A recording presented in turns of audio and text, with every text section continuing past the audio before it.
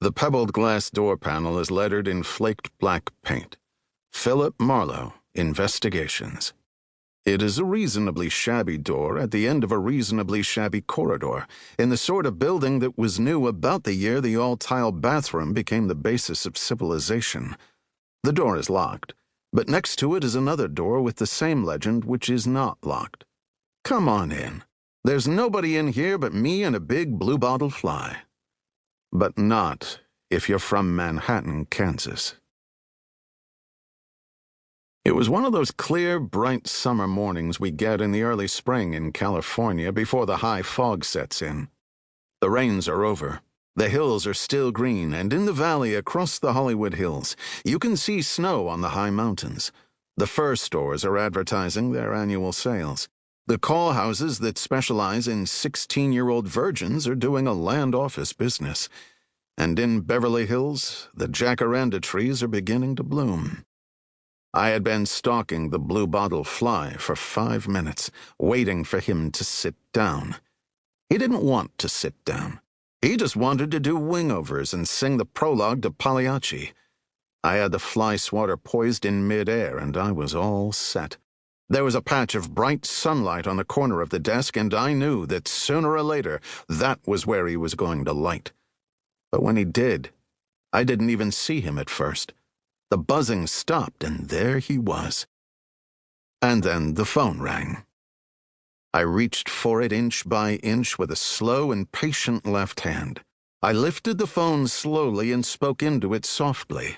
"Hold the line a moment, please." I laid the phone down gently on the brown blotter. He was still there, shining and blue-green and full of sin. I took a deep breath and swung. What was left of him sailed halfway across the room and dropped to the carpet. I went over and picked him up by his good wing and dropped him into the wastebasket. "Thanks for waiting," I said into the phone. "Is this Mr. Marlowe, the detective?" It was a small, rather hurried, little girlish voice. I said it was Mr. Marlowe, the detective. "How much do you charge for your services, Mr. Marlowe?" "What was it you wanted done?" The voice sharpened a little. "I can't very well tell you that over the phone. It's very confidential. Before I'd waste time coming to your office, I'd have to have some idea." $40 a day and expenses, unless it's the kind of job that can be done for a flat fee." "That's far too much," the little voice said. "Why, it might cost hundreds of dollars, and I only get a small salary and—" "Where are you now?" "Why, I'm in a drugstore. It's right next to the building where your office is." "You could have saved a nickel. The elevator's free." I beg your pardon?" I said it all over again. "Come on up and let's have a look at you," I added. "If you're in my kind of trouble, I can give you a pretty good idea." "I have to know something about you," the small voice said very firmly. "This is a very delicate matter, very personal. I couldn't talk to just anybody."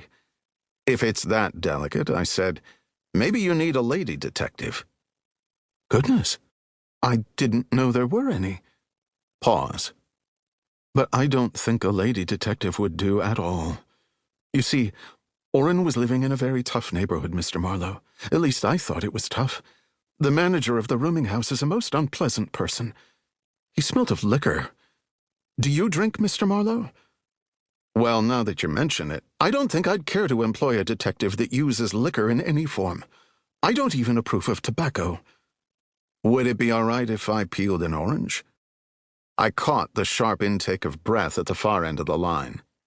"You might at least talk like a gentleman," she said. "Better try the University Club," I told her. "I heard they had a couple left over there, but I'm not sure they'll let you handle them." I hung up. It was a step in the right direction, but it didn't go far enough. I ought to have locked the door and hid under the desk.